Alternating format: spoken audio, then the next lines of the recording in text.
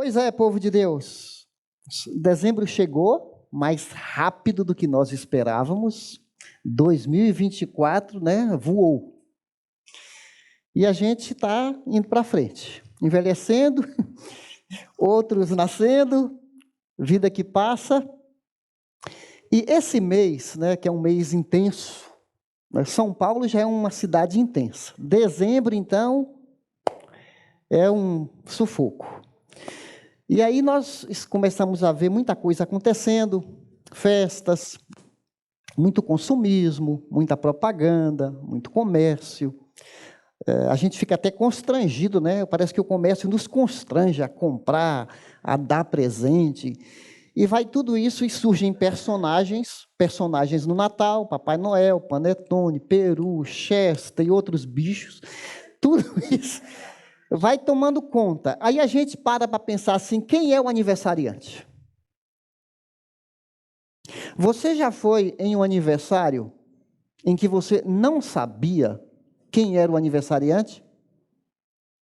Só se você foi penetra para poder ir no aniversário desse, é ou não é? Mas pensando, eu até gostaria de ter alguns penetras nos PGs. Que a gente convida, é uma luta, não é, gente?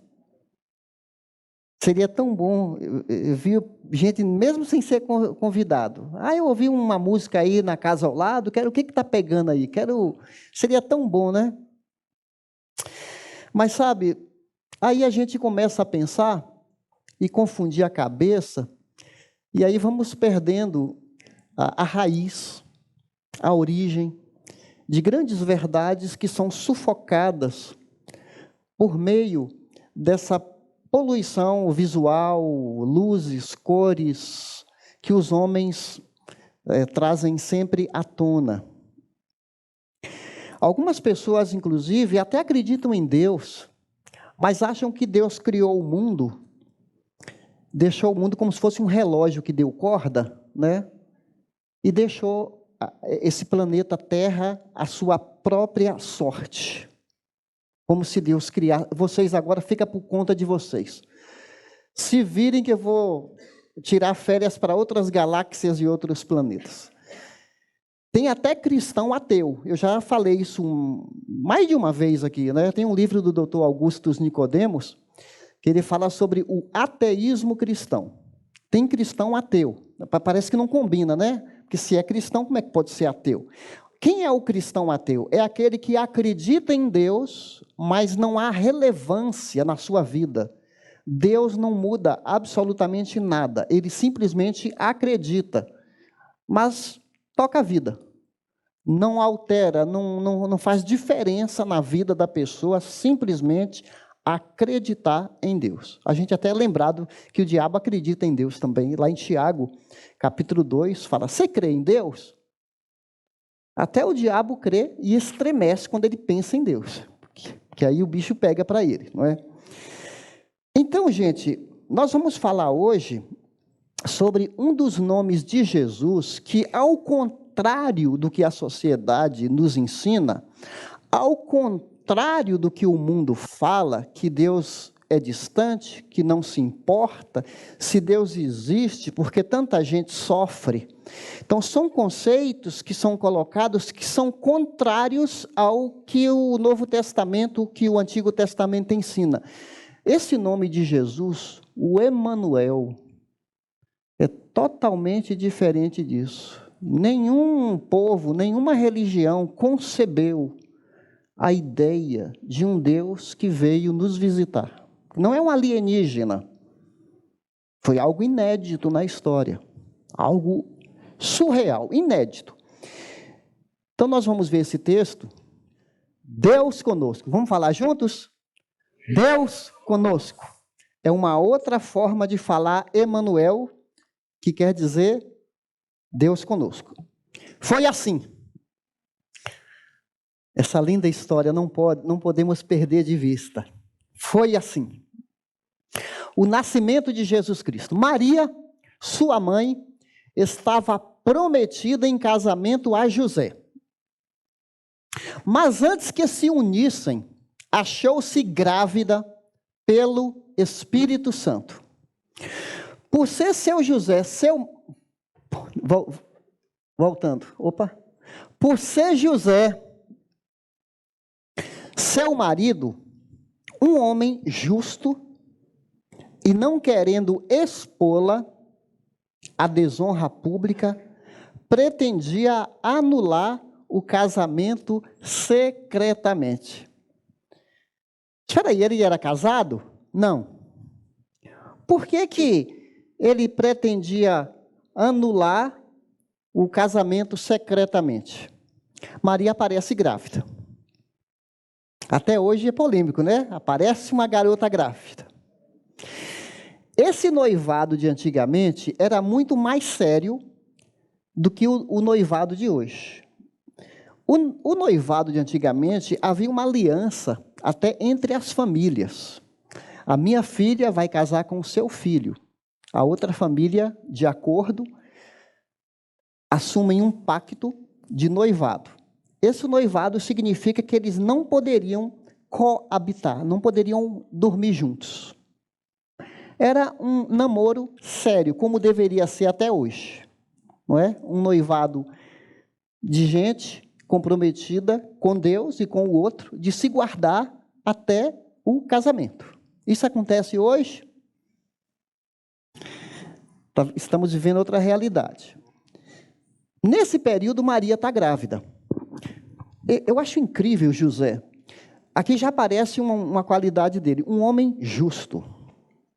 Esse homem amava tanto a sua prometida, ele amava tanto, que ao saber que ela estava grávida, e ela explicando que um anjo apareceu, e que ela conceberia de Deus, ele não assimila bem isso. Mas ele, para não prejudicar Maria, porque ela aparece grávida, ele vai falar, não sou eu o pai.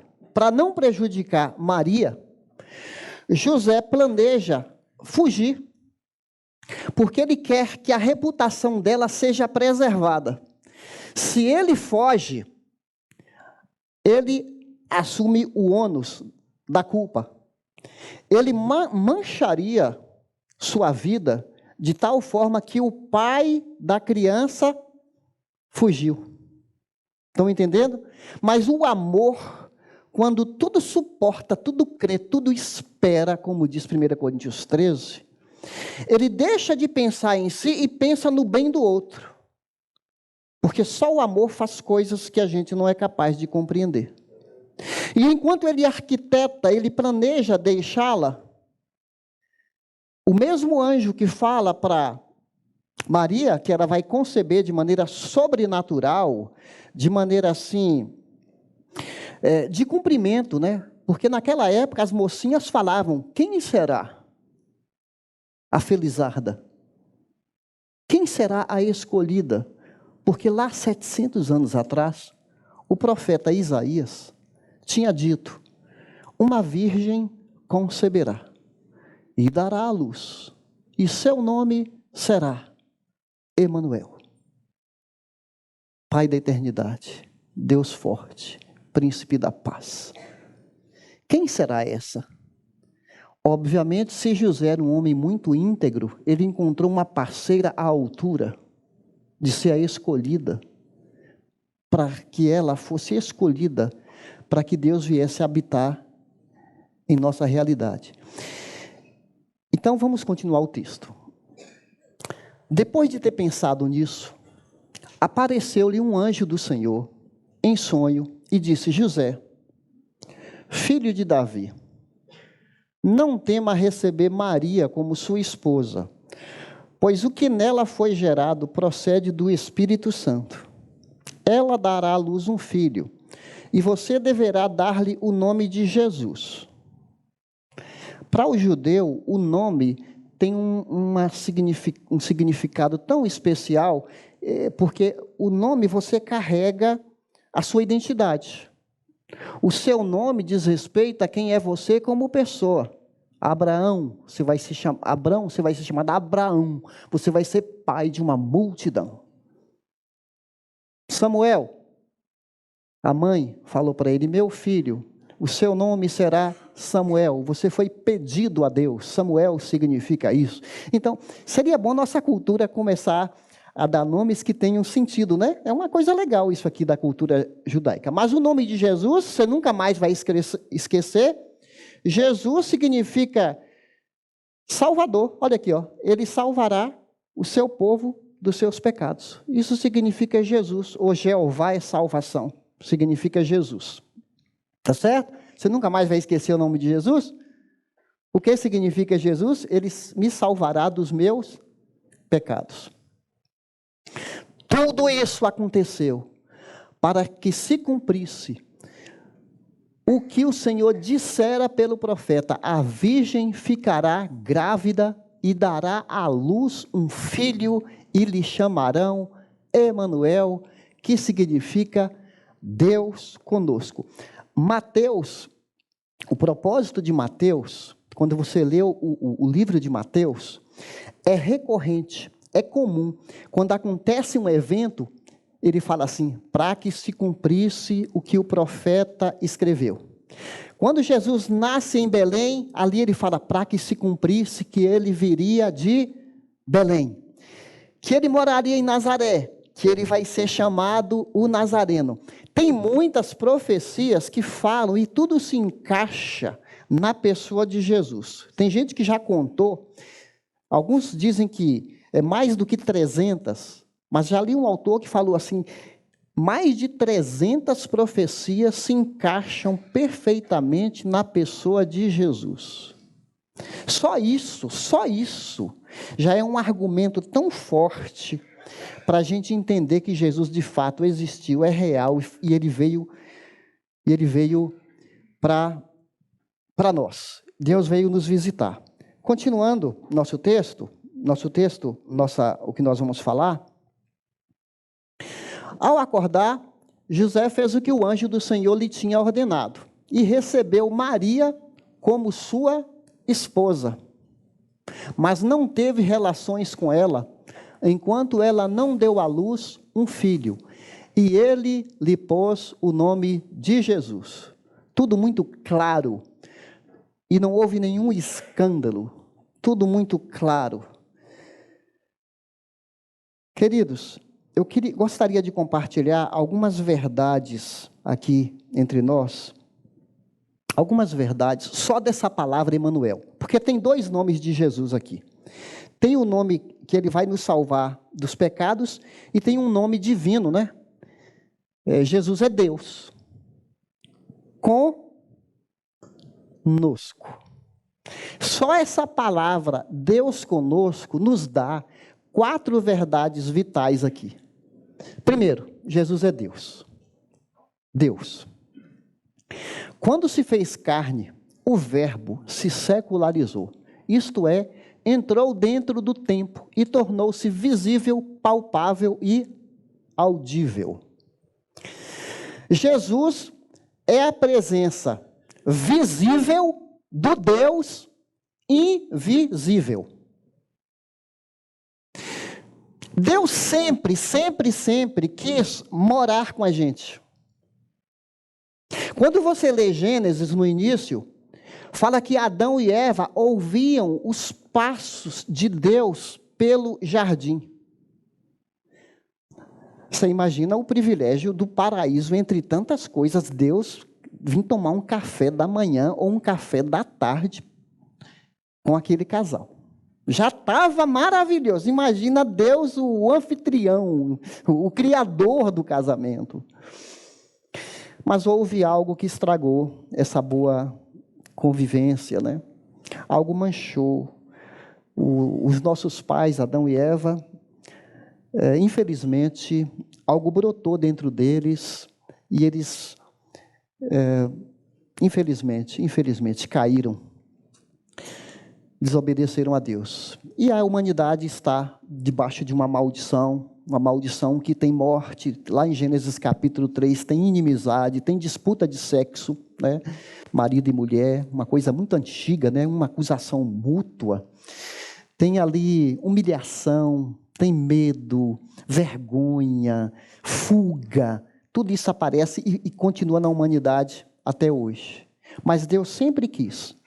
Seja ilustrando Moisés saindo do deserto, construindo um tabernáculo para Deus habitar entre nós. Pela voz, Deus de vez em quando chamava a atenção de um profeta, sinais, histórias, profetas falando em nome de Deus, os sacrifícios que eram oferecidos, os retratos de Jesus que tem no Antigo Testamento, no tabernáculo, muitos retratos de Jesus, o pão, o candelabro com as 7 luzes, que a luz não devia apagar, que significa a luz do mundo, que nunca se apaga, o pão que representa o pão da vida, todos os retratos de Jesus no Antigo Testamento, e criou-se uma expectativa no ar, né? Lá em Êxodo 18, Moisés fala, um dia o Senhor levantará um profeta maior do que eu.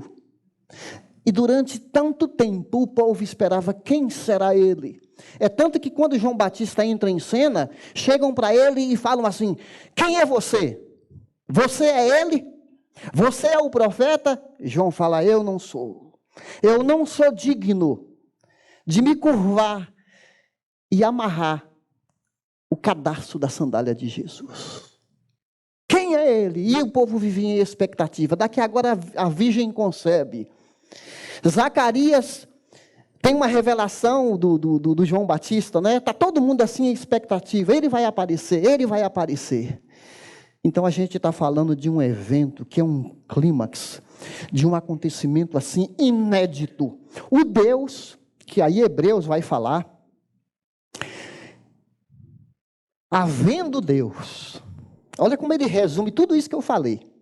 Outrora, quer dizer antigamente, falado, quantas vezes? Muitas, e de muitas maneiras, aos nossos pais, os antigos, pelos profetas, nestes últimos dias, nos falou pelo Filho, a quem constituiu herdeiro de todas as coisas, pelo qual também fez, João capítulo 1, todas as coisas foram feitas por ele, e sem ele nada do que foi feito se fez, fala do verbo do Filho, ele é o resplendor da glória e a expressão exata do seu ser. Você duvida que Jesus não seja Deus? Colossenses capítulo 1, de 15 a 20, fala que em Cristo habita a plenitude da divindade. Só nessa palavra Deus. Eu não estou falando eu estou falando do Emanuel, né? Deus conosco. Falando só de Deus. Não estou falando do com e nem estou falando do nosco. Que não existe essa palavra. Aliás, se for um corintiano, sabe como é que ele fala? Deus com nós. Mas como não existe Deus com nós no português, não soa bem, né? É Deus conosco. Mas as palavras vão caindo em desuso.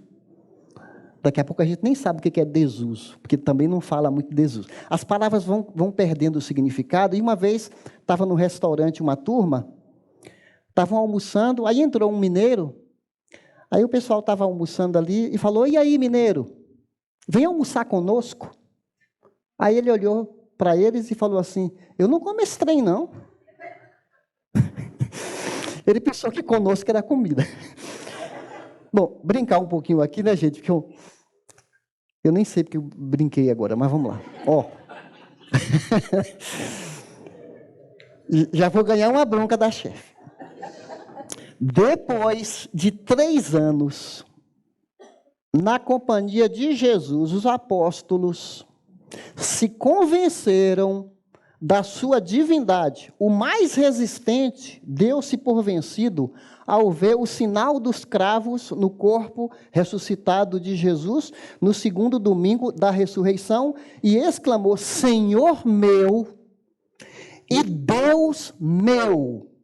João 20, 28. Este Tomé foi para a Índia anunciar o nome de Jesus numa terra remota e difícil.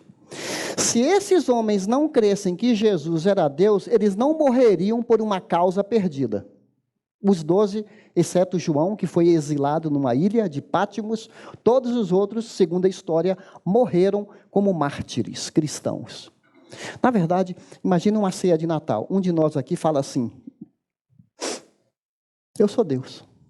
Primeiro a mãe do menino vai falar, vai estranhar assim, o que está acontecendo? É uma brincadeira? Aí as cunhadas vão mandar um WhatsApp assim, dizendo assim: fulano de tal precisa de um psiquiatra. Não é? Jesus se levantou dizendo que ele era Deus. Olha, gente, aí Jesus saiu por aí, perdoando pecados. Ninguém pode perdoar pecados senão Deus, no sentido assim de tirar a condenação das pessoas. Aqui no capítulo 2, quando os magos, que eram astrônomos, não eram magos no sentido místicos, eles eram estudantes de astronomia, magos. Quando eles vieram de uma terra distante, seguindo uma estrela, porque eles eram astrônomos, uma estrela diferenciada, porque o evento, teve algo espetacular no evento, né? A estrela parou, uma estrela, é um mistério aí, que estrela foi essa? E esses magos seguiram essa estrela, mas quando eles chegaram lá, eles não chegaram apenas para trazer presentes, não chegaram apenas para homenagear o bebê, eles chegaram e fala que eles adoraram o bebê. Adoraram o bebê. Os anjos cantaram adorando o bebê. E aí você vai andando na Bíblia toda e você vai perceber que havia algo diferenciado em Jesus, que ele é Deus. Não havia dúvida. E as pessoas perguntavam: quem é ele? Mas eu nunca vi um homem andar no mar. Mas quem é esse que ressuscita mortos? Então, meus queridos, continuando, Jesus não é só Deus, ele também é Deus com a gente. Já pensou um Deus distante? Um Deus que não se relaciona? Um Deus que só nos contempla à distância e olha para a humanidade, as multidões, coitados, né? A vida é tão sofrida, pega ônibus de manhã, 5 da manhã... baixos salários, doenças, hospitais lotados, um Deus que só soubesse, contemplasse à distância. Não. É um Deus que veio. É um Deus que veio conosco. Se Jesus viesse contra, se fosse um Deus contra nós, ele teria toda a razão para ser. Um Deus que se opõe a nós. Você concorda? Porque nós somos inimigos, nós estamos pouco lixando para Deus, de uma certa maneira, quando a gente não o conhece. Se ele viesse contra nós, aí sim. Mas será que Deus, ao se revelar conosco, ele não quer ensinar algo para nós, com essa preposição com, participar da nossa vida? Mas como é que pode? Deus é infinitamente santo, justo e bom. Deus conosco, ou com nós, nesse sentido, de que nós somos inimigos, rebeldes, corações duros, desconfiados, apáticos, indiferentes, mortos em nossos delitos. Como que é esse Deus conosco nesse sentido? Não parece uma contradição? Romanos 5,9 vai explicar. Deus prova seu amor para conosco, pelo fato de ter Cristo Jesus morrido por nós, sendo nós bonzinhos. É isso? Não. Sendo nós religiosos. É isso? Não. Sendo nós pecadores. Não esqueça, Romanos 5,9, Deus prova seu amor para conosco. Romanos 8 vai perguntar: se Deus é por nós, quem será contra nós? Agora deixa eu te perguntar, e se Deus for contra nós, quem será por nós? Aí surge um dilema agora. Mas Deus sempre é por nós? Tem algum momento que Deus é contra nós? Se Deus fosse contra nós, nós não duraríamos mais um dia. Às vezes nós mesmos estamos cansados da humanidade. Às vezes não acontece com você que você fala assim, meu Deus, para o mundo que eu quero descer, não está aguentando mais, está doido. Não tem fim mais, tanta maldade, corrupção. Eu quero ir embora logo desse mundo aqui. Eu vejo minha família sofrendo, só doenças. Se a gente não se cuidar, a gente está todo mundo ficando doente. A gente fica desequilibrado. Porque uma coisa é outra, e a gente lida com muitas pessoas, vem muita informação na nossa cabeça, os estímulos, e a gente ainda, ao invés de se cuidar, a gente vai adoecendo nas telas, e girando Instagram, e girando Instagram, e sabendo tanta coisa ao mesmo tempo, e vai, aí chega a noite, eu vou descansar um pouquinho, e vai, e dá insônia, aí vai. Você já pensou que a gente está ficando todo mundo doente? Hospitais psiquiátricos, psicólogos, todo mundo assim, gente. Cuidado, vinde a mim, os cansados, eu vos aliviarei. É Deus com a gente. Mas há um momento que Deus é contra nós. Sabe, em Romanos capítulo 1, fala que a humanidade, julgando-se sábia, julgando que sabe de tudo, ele cria deuses, os ídolos, não estou falando só de ídolo de esculpido, artesanato, não estou falando, há ídolos, às vezes o filho é nosso ídolo, às vezes o dinheiro é nosso ídolo, a gente se apega àquele ídolo, e não vemos Deus, porque o ídolo está entre nós e Deus. Pode ser um desejo de ser famoso, de vaidade, um vício que a gente tem, são ídolos que a gente se apega. Então, quando isso acontece, de um coração que endurece mais e mais, como o faraó, que fala que ele via as manifestações de Deus, mas ele se tornava assim, alheio, anestesiado pela fascinação desse mundo. O coração vai endurecendo. E aí os homens começam a mudar a sua vida, e eles começam a entrar numa espiral descendente, indo de mal a pior. E ali ele fala que adoraram mais a criatura do que ao Criador, e os homens mudaram até os costumes naturais, e começaram a ser homem com homem, mulher com mulher, e vão descendo, aí fala assim, é isso que vocês querem? Como se Deus falasse assim, né? Aí está escrito lá em Romanos, é que não temos tempo para ler, Deus os entregou a uma disposição mental, de fazerem o que eles querem. Deus já manifestou a ira dele nesse sentido. Deus não está mandando raio, castigo, não. Deus entregou a humanidade a si próprio. Talvez a ilustração de que como nós estamos fazendo com o planeta, estamos entregues a uma disposição de ser predadores do planeta e não habitantes do planeta, né? Então nós estamos entregues a uma vida assim de desperdício, de poluição, falando de nações, né? E nós também estamos envolvidos nisso. Mas vamos lá.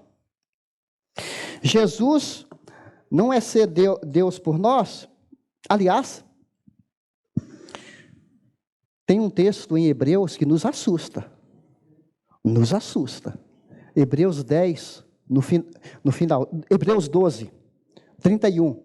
Horrenda coisa, horrível coisa é cair nas mãos do Deus vivo. Porque Deus está fazendo de tudo para nos abraçar, para nos alcançar, para dar misericórdia. E quando a gente endurece o coração e se rebela e vai para um caminho assim, sem retorno, gente, por isso que a gente tem que... Deus não é um Papai Noel, ele é justo e é amoroso. Como é que ele resolveu isso? Mandando Jesus para cumprir a justiça dele. Jesus morreu por nós. Ele continua amoroso, continua justo. Deus é Deus encarnado, né? É o ponto que a gente está olhando agora. Deus não é um Deus home office. O que é um Deus home office? Está no escritório dele, no gabinete celestial, olha para nós. Tinha até aquele filme lá, O Todo-Poderoso, né? Que o cara quis ser Deus, e lá no filme ele se torna Deus. Aí um dia ele está vendo lá os computadores, todo mundo fazendo pedido, ele fala assim, vou abençoar todo mundo. Aí aperta as teclas lá, todo mundo recebe suas orações. Aí o mundo cai numa bagunça. Ainda bem que Deus verdadeiro não atende tudo, né? Porque Deus não está aqui para satisfazer nossos caprichos, nossos desejos. Deus é um Deus de ordem. Então, Deus, ele é um Deus vivo, pessoal, encarnado. Na pedagogia, um professor precisa se abaixar para olhar nos olhos da criança e se comunicar. E nós, os pais, aprendemos isso também. Jesus, ele desceu ao nosso nível, né? Ao nosso nível, para olhar nos olhos, para tocar na nossa gente, na nossa vida, e para falar assim, eu amo você, eu vou cumprir uma missão. A minha missão, eu vou dar a minha vida por você, porque o Pai se importa com você, e eu vou me oferecer em sacrifício para livrar você da condenação. Eu não vim para condenar, eu vim para salvar. Na segunda vinda, ele virá como juiz. Agora, qual o nome dele? Jesus, Salvador. Eu vim para salvar, mas na minha segunda vinda, eu vou vir para cumprir o que eu já falei também, que vou levar vocês, e vou honrar vocês, e onde eu estiver, ele pediu para o Pai, em João 17, Pai, que onde eu estiver, eles estejam comigo, e eu vou te honrar, cumprindo a minha missão. Gente, se Jesus encarnou, se Jesus é Deus em nós, eu preciso rever meus conceitos, o que é ser um cristão. Porque tem muito cristão que é um Emanuel. Sabe o que é Emanuel? Eu sou meu Deus. É o Emanuego. Meu ego está sempre... Não Jesus, meu ego vem à tona. Ah, porque eu não levo desaforo para casa. Bateu, levou. Uma raiva daquela pessoa. Vou fazer de tudo para ela ver, para ela se humilhar. Tem gente que emana o ego. Emana o ego. Né? Emana o eu sou, não é Deus o eu sou. É eu sou.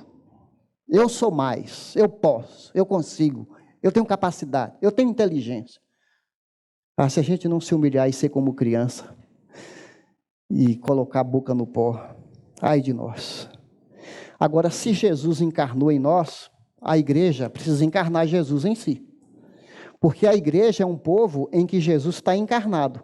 Na verdade, os discípulos ficaram tristes, mas Jesus falou assim, eu vou mandar meu Espírito Santo. O Espírito Santo, gente, é ainda melhor do que se Jesus estivesse aqui pessoalmente. Porque Jesus falou assim, se eu não for, ele não vem. Eu vou, mas eu vou mandá-lo. Ele vai guiar vocês em toda a verdade. Ele vai convencer do pecado, da justiça e do juízo. Ele vai ser o consolador. Ele vai ser seu companheiro. Quando você orar, ele vai decodificar suas orações. Ele vai te guiar. Ele vai te manter firme. Ele vai ajudar você na santificação. Não é você, mas é Ele. Ele vai fazer com que Jesus apareça na sua vida. A igreja precisa encarnar, porque Jesus, ele era cheio de graça e de verdade. Por isso que a gente aprendeu no mês passado, não combina um crente ser chato, briguento, fofoqueiro, falador demais, pessimista. Não combina, porque se Jesus transbordava a vida, a gente tem que falar, Senhor, me ajude a me esvaziar de mim e viver esse cristianismo encarnado. E por último, queridos, Ele é Salvador. Você já foi traído? Ele também já foi. Você já teve pedidos não atendidos? Ele já teve. Você já se sentiu abandonado? Ele já foi. Você já sofreu preconceito? Ele já foi. Tudo isso que nós falamos, fala de um Deus que passou por experiências que todos nós passamos. E Ele veio buscar o perdido.